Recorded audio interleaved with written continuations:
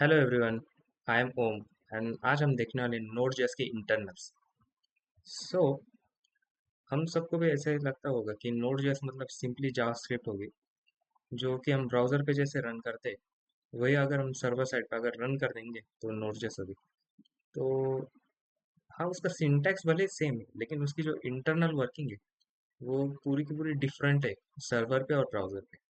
तो आज हमारा जो फोकस होगा कि सर्वर साइड पे नोड जेएस इंटरनली वर्क कैसे होती है। सो जो स्टार्ट करते हैं, फॉर एग्जांपल हमारे पास हो गए क्लाइंट्स। ठीक है, फर्स्ट क्लाइंट आ गया। क्लाइंट मतलब जो कि हमें रिक्वेस्ट भेजेंगे ना, हमें सर्वर को पूछेगा कौन कि भाई हमें ये चाहिए, तो क्लाइंट ही पूछेगा। सो हमारे पास हो गए मल्टीपल क्लाइंट्स। क्लाइंट टू और क्लाइंट एन, मतलब मल्टीपल क्लाइंट हो सकते हैं, मतलब मल्टीपल रिक्वेस्ट आएंगे हमारे पास सर्वर के पास। ये हो गया नोड जेएस। और कैसे एक सर्वर है जो इंटरनल रन करना है नोड जेएस। सो ये जो क्लाइंट है, they are asking request to this server.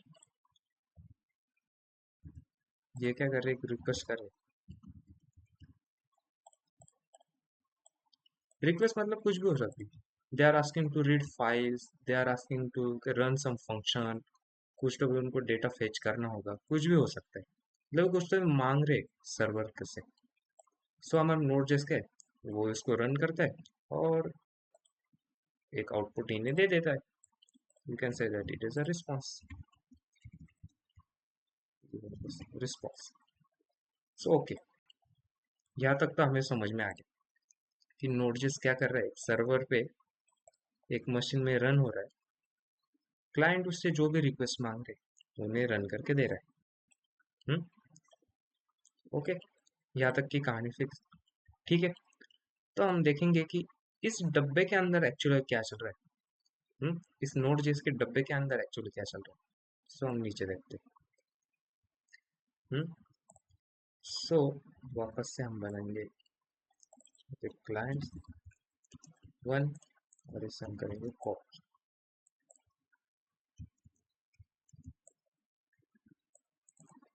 We can say client two और क्लाइंट एन।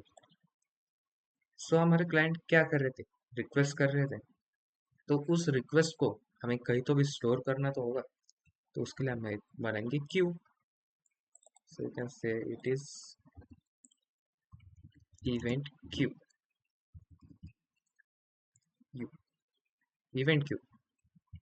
सो होता क्या है, हमारे क्लाइंट जो भी रिक्वेस्ट करते हैं,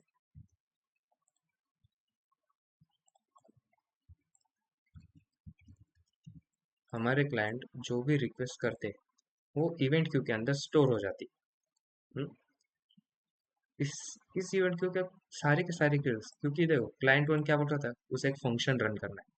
क्लाइंट टू कुछ तो भी डेटा फेच करने के लिए बोल रहा था, इस क्लाइंट एन कुछ तो भी डेटा फेच करने के लिए बोल रहा था, और क्लाइंट टू जो है वो एक फाइल को रीड करने के लिए बता रहा था कि उसे फाइल रीड करनी है। और उस फाइल की साइज छोटी भी हो सकती बड़ी भी हो सकती, हमें तो अभी पता नहीं, लेकिन वो कुछ तो बोल रहा है कि उसे फाइल रीड करनी। सो हमने सबकी रिक्वेस्ट पहले ले ली। So you can say that हमारे पास सबसे पहले आएगा वन।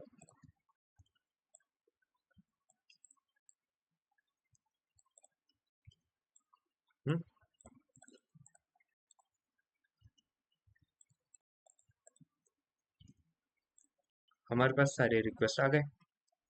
ओके, अब रिक्वेस्ट आने के बाद इसे रिजॉल्व भी तो करना पड़ेगा।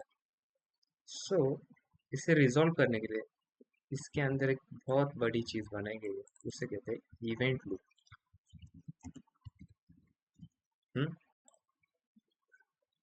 और इवेंट लूप क्या करता है, क्यू से जो पहले आया था, क्यू का बेसिक फंक्शन क्या था, first in first out. Hmm so Q में जो भी पहली रिक्वेस्ट आती वो यहाँ पे आती, रन होते, आउटपुट दे देते। ओके। सो इवेंट लूप का काम क्या है कि रिक्वेस्ट को रिजॉल्व करके क्लाइंट के पास सेंड कर देना।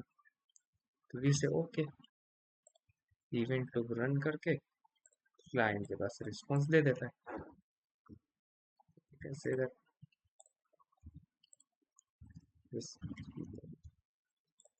हम्म यहाँ तक तो हमारा पूरा होगा कि इवेंट लूप का है रिस्पॉन्स है दे दे।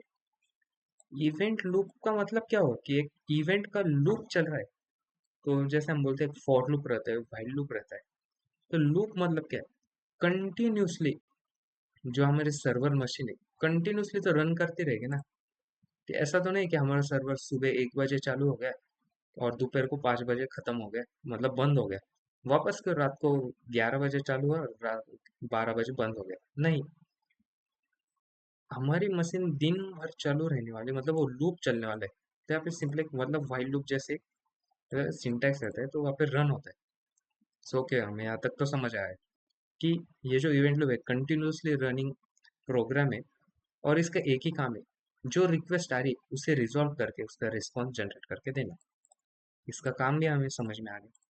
सो यहाँ तब तक सही था। हम्म तो फिर यहाँ पे एक इशू आने लग गया है, मतलब यहाँ पे एक इशू आ सकता है अगर हम देखें तो। क्लाइंट वन क्या बोल रहा था, ठीक है, यहाँ पे मैं छोटे इसमें लिखता हूँ, क्लाइंट वन को एक फंक्शन रन करना था। ओके, क्लाइंट वन को एक फंक्शन रन करना था, सेम फंक्शन क्लाइंट एन को भी रन करना था। ओके, इसमें कोई प्रॉब्लम नहीं, वन बाय वन चल रहा था सब। क्लाइंट टू बोल रहा था कि उसे फंक्शन नहीं, उसे एक फाइल रीड करनी है, और उस फाइल की साइज थी 10 GB। अगर हम इसे देखें तो क्लाइंट वन को रन होने में हार्डली कुछ मिली सेकेंड लगेंगे यार, समझ लो 10 100 मिली सेकेंड, 200 मिली सेकेंड। 100 मिली सेकेंड के बाद क्लाइंट टू का नंबर था, और क्लाइंट टू के बाद क्लाइंट क्लाइंट एन जो भी हो सकता है 3 4। सो यहाँ पे हो क्या रहा है, क्लाइंट टू ने जो रिक्वेस्ट की थी 10 GB फाइल की, इसको लगेगा भाई बहुत टाइम। कितना टाइम मतलब 10 सेकेंड लग सकते हैं, 1 मिनट लग सकता है, या 10 मिनट लग सकते हैं। It going to take time. So अगर हमारा सर्वर 1 मिनट के लिए भी ऑफलाइन, मतलब 1 मिनट के लिए भी अगर ऐसा हो जाए कि उसने रिक्वेस्ट टू लिया और इसको रन करने में उसे कितने लगने वाले हैं, 1 मिनट लगने वाले। हम्म सो 1 मिनट तक जितने भी रिक्वेस्ट हमारे पास आने वाले, उनको कोई भी रिस्पॉन्स नहीं जाएगा। हम्म उस 1 मिनट तक इनके पास कोई भी रिस्पॉन्स आने वाला नहीं। सो हमारी जो, अगर इस आर्किटेक्चर के साथ हम अगर चलेंगे, तो हमारे लिए हमारी वेबसाइट जो हमें ऐसे बगी और ना क्रैश हो गए ऐसे फील होने लगे कि हम कुछ भी क्लिक करते लेकिन हमें वहां से रिस्पॉन्स नहीं जनरेट हो रहा। सो इस इश्यू को टैकल करने के लिए हमने बनाया है, कैसे है, अभी अभी आया क्यों नहीं रहा?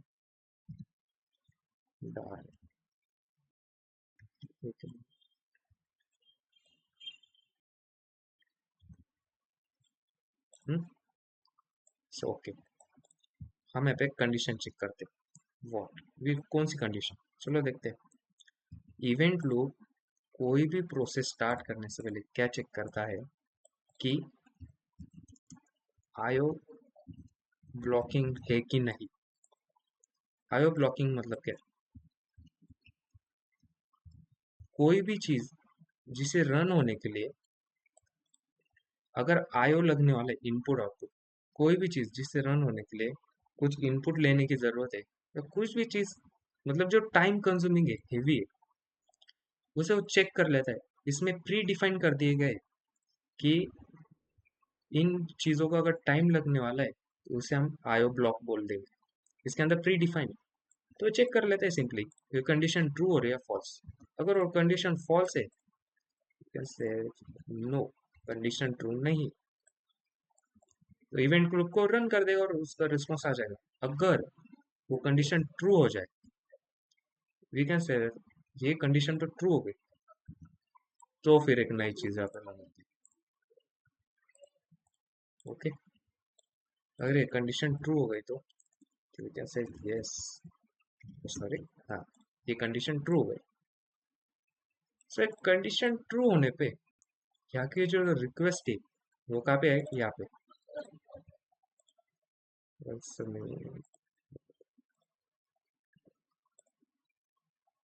सो यहाँ पे जो रिक्वेस्ट थी, तो हमारी रिक्वेस्ट यहाँ पे चलेगी।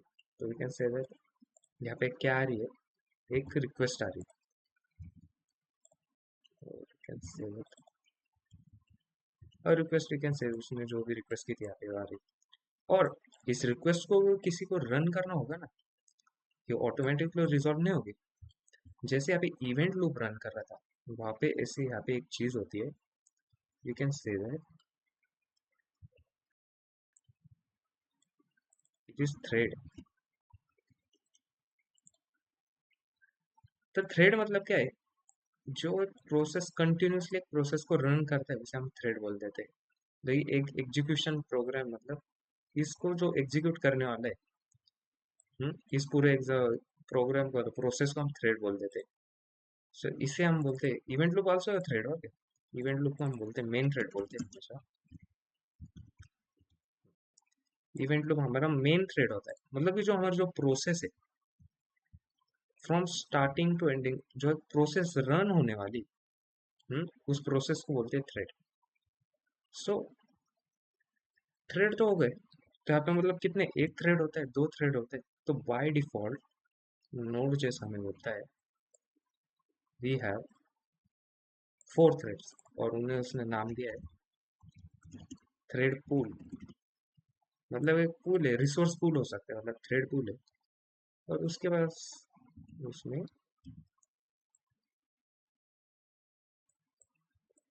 कैसे इसको बता देते हैं। इसके पास टोटल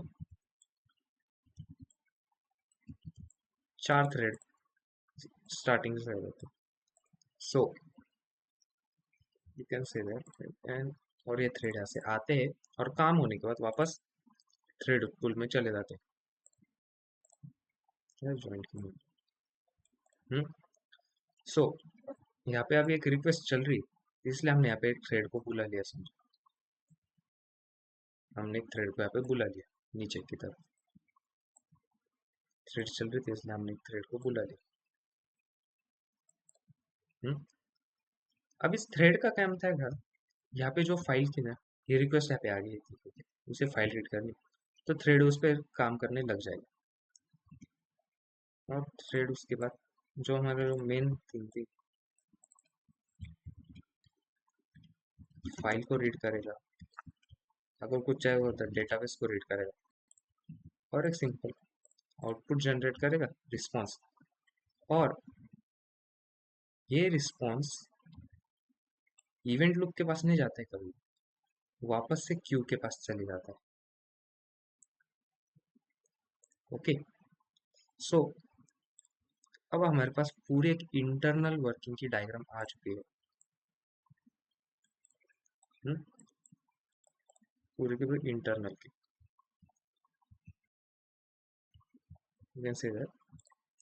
यहाँ पे हमारे पास क्लाइंट है, क्लाइंट रिक्वेस्ट दे रहे हैं, और उन्हें एक रिस्पॉन्स जनरेट हो रहा है एट द लास्ट। क्लाइंट की जो रिक्वेस्ट है वो एक इवेंट क्यू के अंदर स्टोर की जा रही है। ओके, इवेंट क्यू से वन बाय वन जो first in first out principle पे काम करता है, इवेंट लूप के पास सेंड की जाती है। इवेंट लूप एक मेन थ्रेड होता है नोड जेएस के अंदर, और इवेंट लूप कंटिन्यूसली रन होते रहता है, ये कभी स्टॉप नहीं होता। इवेंट लूप एक लूप है क्योंकि कंटिन्यूसली रनिंग पे रहता है, और जैसे ही रिक्वेस्ट आती है उसका रिस्पॉन्स जनरेट करके क्लाइंट को प्रोवाइड करता है। लेकिन अगर कुछ ऐसे रिक्वेस्ट आ गए जो टाइम कंज्यूमिंग है, मतलब उसके प्रोसेसिंग के लिए अगर सीपीयू यूटिलाइजेशन ज़्यादा है उसमें, तो उस टाइम पे हमेशा एक रिक्वेस्ट से हम एक चेक करते, कंडीशन चेक करते आईओ ब्लॉकिंग। अगर आईओ ब्लॉकिंग ट्रू रहेगी तो उसे एक थ्रेड के पास प्रोवाइड किए जाते हैं new thread, we can say that worker है। वर्कर मतलब क्या है, जो हमारा जो बाकी का जो मतलब जो मेन काम है हम तो कर रहे हैं, और रिमेनिंग जो काम है वर्कर उसे करके हमें वापस दे देगा। बस सिंपल। सो हम चेक करते रिक्वेस्ट अगर ब्लॉक नहीं कर रही तो खुद करो, अगर ब्लॉक कर रही है तो थ्रेड के पास प्रोवाइड करो। ओके। सो थ्रेड में भी कैसे होता है, थ्रेड के पास होते हैं 4 थ्रेड इनिशियल स्टेट पे, उसके बाद 4 थ्रेड होते हैं। जैसे हम कोई भी रिक्वेस्ट उसके पास दे देते तो उन 4 में से एक थ्रेड को यूज करने लग जाता है। और जैसे ही उस थ्रेड का काम पूरा हो गया, वो प्रोसेस पूरी हो गई, उस थ्रेड को हम वापस थ्रेड पूल में देते हैं और जो रिस्पॉन्स रहता है वो वापस से कॉल बैक, यहाँ से कॉल बैक जाता है जो कि इवेंट क्यू के अंदर स्टोर हो जाता है।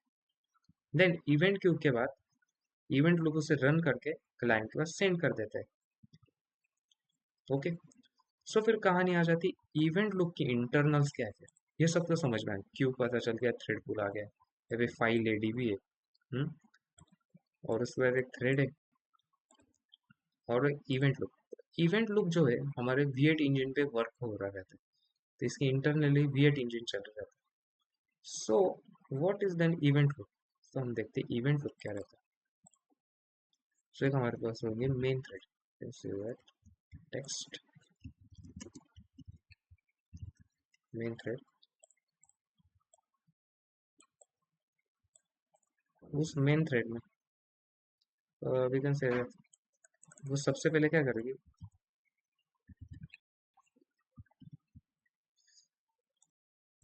वो मेन थ्रेड जो रहेगी इनिट करेगी प्रोजेक्ट को। ओके। उसके बाद टॉप लेवल कोड को इंपोर्ट करेगी, इनिशियलाइज करेगी, टॉप लेवल कोड को लेगी,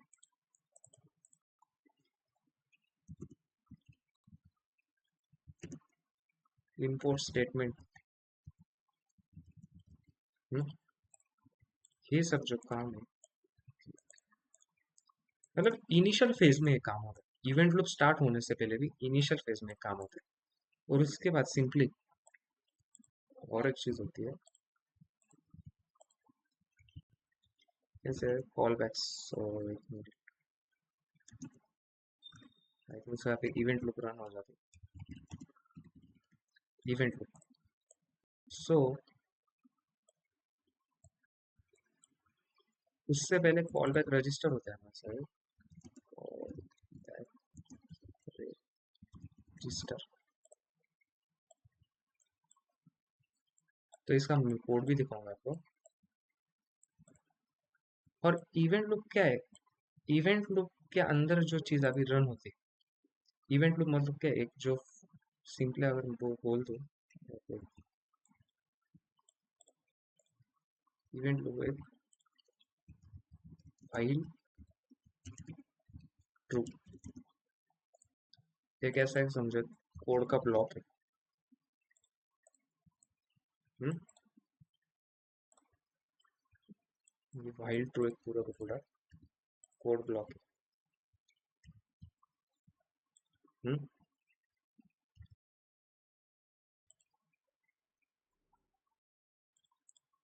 तो इवेंट लूप में ये रन हो रहा है कंटिन्यूसली।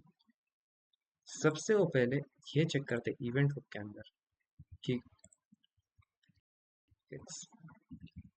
एक्सपायर कॉल बैक, कोई कॉल बैक एक्सपायर तो नहीं हुआ। ओके। उसके बाद एक्सपायर कॉल गया आयो पोली।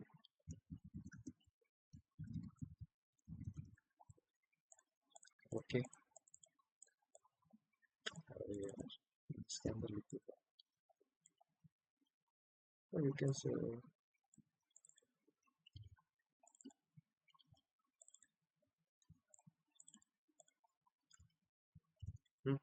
आयो पोलिंग।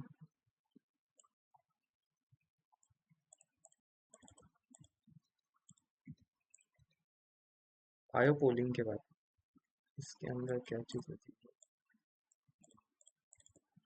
है, सेकेंड क्यूएसएल में कुछ कर रहा है, सेट इमीडिएट, और उसके बाद देते क्लोज कॉल बैक। तो जल्दी से हम लिख देते क्लोज कॉल बैक। सो ये चीजें हमारे इवेंट लूप के अंदर रन होती रहती। सो सबसे पहले इनिशियलाइज करेंगे प्रोजेक्ट को, टॉप लेवल कोड को रन करता है, इंपोर्ट स्टेटमेंट लेके आता है, कॉल बैक्स को रजिस्टर करता है, और उसके बाद इवेंट लूप को रन कर देते हैं। तो इवेंट लूप में क्या है, जो कॉल बैक रजिस्टर हुए थे उनको रन कर देता है, फिर वो रन किए जाते हैं। सबसे पहले टॉप लेवल कोड रन होता है, उसके बाद जो कॉल बैक रजिस्टर थे उसको रन किया जाता है, और जो इनपुट आउटपुट का जो काम था यहाँ पे उसको लिया जाता है। यहाँ से एक नया थ्रेड प्रोवाइड किया जाता है।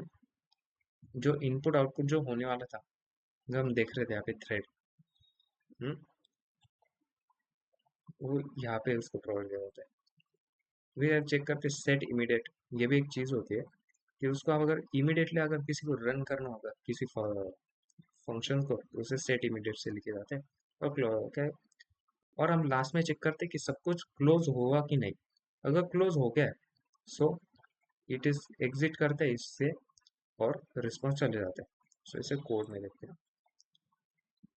सो फर्स्ट ऑल कोड में फर्स्ट एग्जांपल देख सकते हो कि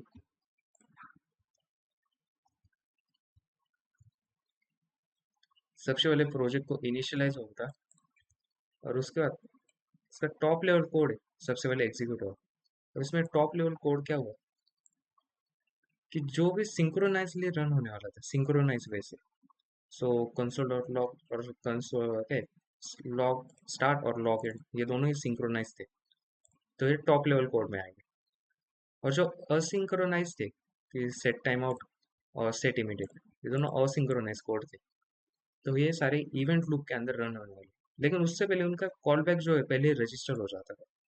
इवेंट लूप में जाने से पहले उनका कॉल बैक रजिस्टर था। तो इवेंट लूप में जाने के बाद इवेंट लूप में जाने के बाद वो सबसे पहले क्या चेक करता है, एक्सपायर कॉल बैक। इसमें से कौन सा कॉल बैक एक्सपायर हो गया। सो ये दोनों ही मतलब एक्सपायर हो चुके रहेंगे, क्योंकि इसका जो टाइम था इट इज द जीरो, मतलब इनिशियलाइज होते ही इसका टाइम एंड हो गया रहेगा। सो ओके, और उसके बाद सेट इमीडिएट, उसके बाद इमीडिएटली हमें रन करना था। सो इसका आउटपुट क्या होना चाहिए था, स्टार्ट, फिर and then time out and immediate. इसको रन करके देखते हैं। सो यहाँ पे देख सकते हैं आप, स्टार्ट हुआ, एंड हुआ, इमीडिएट पहले आया और टाइम आउट बाद में आया। इसको वापस से एक बार रन करके देखते हैं। ओके, सो यहाँ पे ऐसा क्यों रहेगा कि देखो एक्सपायर कॉल बैक तो पहले थे। Expire call back first of all run होना चाहिए था, और उसके बाद आयो पोलिंग थी, मतलब यहाँ पे कोई हम फाइल तो रीड नहीं कर रहे, और लास्ट में था सेट इमीडिएट। सो जो हमारा आउटपुट था उसमें इमीडिएट है वो पहले आ गया था। ओके, सो इसके पीछे एक क्या इंटरेस्टिंग रीजन है। अ, अभी मुझे लग रहा है मेरा ओबीएस चल रहा था इसलिए कि इमीडिएट पहले आ गया, क्योंकि विदाउट ओबीएस मैंने ट्राई किया था तो टाइम आउट पहले आ रहा था। सो और इसका जो बिहेवियर है ना, ये भी डिपेंड मतलब क्या है, ये डिपेंड करता है कि कभी कभी टाइम आउट पहले आ सकता है, कभी कभी इमीडिएट पहले आ सकता है। और यहाँ पे जो हमने जीरो लिखा है, इस जीरो का मतलब ये नहीं होगा कि 0 सेकेंड के बाद ये चल जाएगा। यहाँ पे जो हमने टाइम लिखा है, सो मैंने लिख दिया रहता 100। सर हमने मिनिमम वैल्यू ली है, मिनिमम 1 सेकेंड का टाइम लिया है। मैक्सिमम ये कितना भी जा सकता है, मतलब जैसे कि यहाँ पे अगर कोई फाइल रीडिंग भी चल रही हो, फॉर एग्जांपल मैं यहाँ पे लिख देता हूँ, इसके आगे के कोड के लिए 10 सेकेंड लगने थे।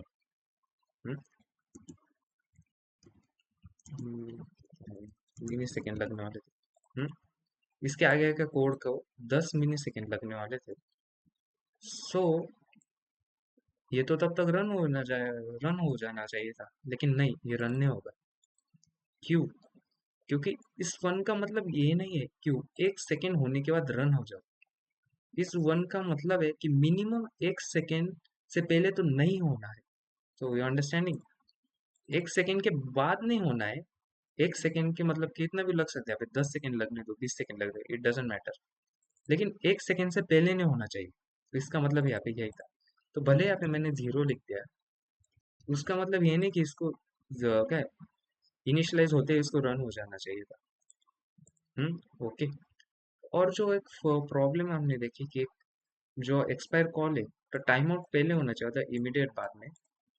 सो इसके अंदर ये एक इंटरेस्टिंग चीज है कि भले सेट इमीडिएट इसके बाद में आता है, लेकिन रन होने के समय ये दोनों इंटरचेंज हो सकते हैं। मतलब कि सेट टाइम आउट पहले आता है, आ सकता है, सेट इमीडिएट बाद में, और कभी कभी सेट इमीडिएट पहले आ सकता है और सेट टाइम आउट बाद में आ सकता है। Okay, so we are going for the next example. For the next example we can see that हमने इनिशियलाइज किया प्रोजेक्ट को। ओके, उसके बाद टॉप लेवल कोड एग्जीक्यूट कर देंगे, स्टार्ट एंड। ये टॉप लेवल कोड था हमारे पास, इंपोर्ट स्टेटमेंट थी एक, we can say that callback register. तो हमारे पास कॉल बैक क्या क्या थे, ये हमारे पास एक कॉल बैक था इतना। ओके, फिर जब हमने इवेंट लूप स्टार्ट किया, तो सबसे पहले हमने एक्सपायर कॉल चेक किया, ओके नहीं है कोई, और आयो पोलिंग में गए। ओके, आयो पोलिंग में हमारे पास रीड फाइल नाम से ये था।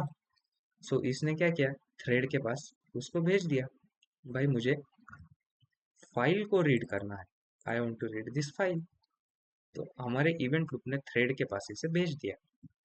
ओके, यहाँ तक तो समझ में आ गया। थ्रेड के पास भेजने के बाद अभी इसने लगने वाला था टाइम, तब तक इवेंट लूप ने क्या किया, स्टार्ट को प्रिंट कर दिया, एंड को प्रिंट कर दिया।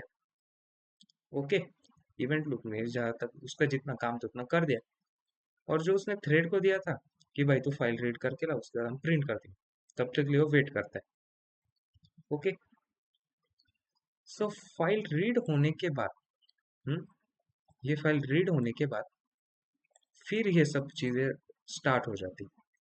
फाइल रीड होने के बाद सबसे पहले क्या है, कंसोल लॉग ये प्रिंट हो जाएगा, क्योंकि फाइल रीडिंग होने के बाद इसके अंदर ये चले जाएंगे, ये दोनों को हम क्या कह सकते हैं, कॉल बैक आएंगे ये दोनों। ये दोनों पहले ये फर्स्ट स्टेज पे नहीं होने वाले, फर्स्ट फेज में सिर्फ फाइल रीडिंग ही परफॉर्म होगी, और सेकेंड फेज में सेट टाइम और सेट इमीडिएट रन होगी।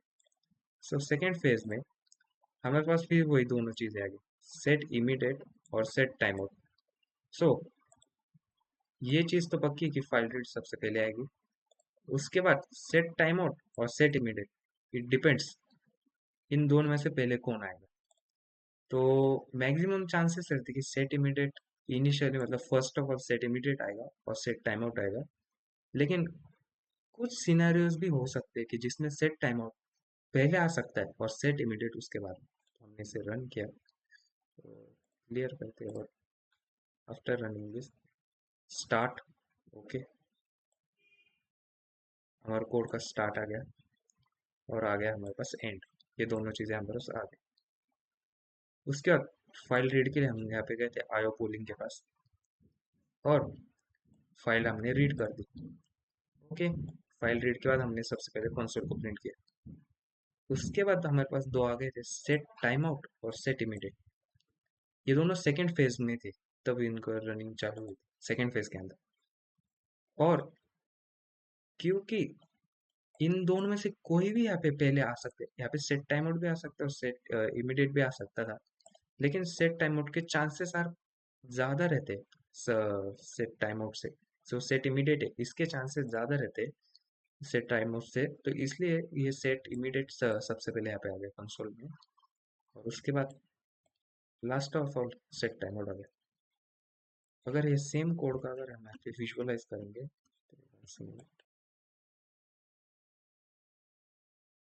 हम्म,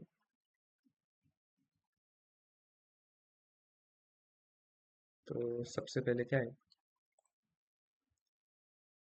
इसको हम थोड़ा सा scroll कर लेते हैं। हमारा जो क्लाइंट है समझो यही क्लाइंट था, इसने फाइल रीड मांगी थी। इस क्लाइंट ने एक रिक्वेस्ट की जो इवेंट क्यू के अंदर चली गई। क्लाइंट ने एक रिक्वेस्ट की जो कि इवेंट क्यू के अंदर चली गई। उस इवेंट क्यू के अंदर पूरी की पूरी, ये जो पूरी रिक्वेस्ट है इवेंट क्यू के अंदर चली गई। ओके, एक रिक्वेस्ट आ गई हमारे पास, एग्जाम्पल 2 है तो इसे एक रिक्वेस्ट 2 बोल दिया हमने। अभी रिक्वेस्ट 2 को सबसे पहले, रिक्वेस्ट 2 का है इवेंट लूप के पास, और इवेंट लूप ने क्या किया, इनिशियलाइज किया प्रोजेक्ट को, टॉप लेवल कोड को देखा, इंपोर्ट स्टेटमेंट को देखा, कॉल बैक रजिस्टर किया। ओके, लेकिन इसमें अभी तो क्या है, इंपोर्ट स्टेटमेंट और कॉल बैक देखते हैं। इंपोर्ट स्टेटमेंट और टॉप लेवल कोड। सो इवेंट लूप का काम क्या था, टॉप लेवल कोड को इसने सबसे पहले कर दिया। मतलब इवेंट लूप से पहले इसने ये कर दिया, और बाद में जो कॉल बैक थे तो उसने आगे लेके गया कॉल बैक रजिस्टर को। और इवेंट लूप जब चालू हुआ तो उससे पहले वो क्या चेक करता है, आईओ पोलिंग है क्या। अगर आईओ पोलिंग है, आईओ पोलिंग थी इसमें जब वो फाइल रीड होने वाली थी, सो इवेंट लूप डायरेक्टली कहता है कि मैं इस काम को नहीं करूंगा, it is provided to worker के पास इसे सेंड कर दो। सो वर्कर के पास रिक्वेस्ट आ गई, रिक्वेस्ट टू वर्कर के पास आ गई। ओके, सो यहाँ पे थ्रेड तो नहीं थी, तो यहाँ पे ऊपर से हमने थ्रेड भी बुला ली।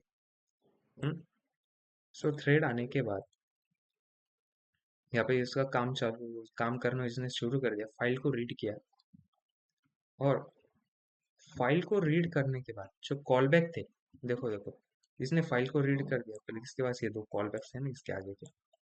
हम्म इसने फाइल का जो जितना जो फाइल से जो रीड करना था, और उसका कॉल बैक लेके इवेंट क्यू के अंदर वापस डाल दी। इवेंट क्यू ने फिर, जैसे इवेंट क्यू का मतलब जैसे एक के बाद एक टाइम आता है रिक्वेस्ट का, first in first out, yes first in first out. So जैसे इसका जो यहाँ पे जो कॉल बैक आया था, जब यहाँ पे आ जाता है इवेंट क्यू के बाद, इवेंट क्यू से इवेंट लूप में, देन इवेंट लूप वापस से उसे रन करता है, और इस टाइम वो इस चीज को रन करता है। हम्म और इस चीज में वी नो कि इमीडिएट सबसे पहले रन होने वाला है, और टाइम आउट, और समटाइम्स टाइम आउट सबसे पहले भी हो सकता है, ऐसा कुछ नहीं।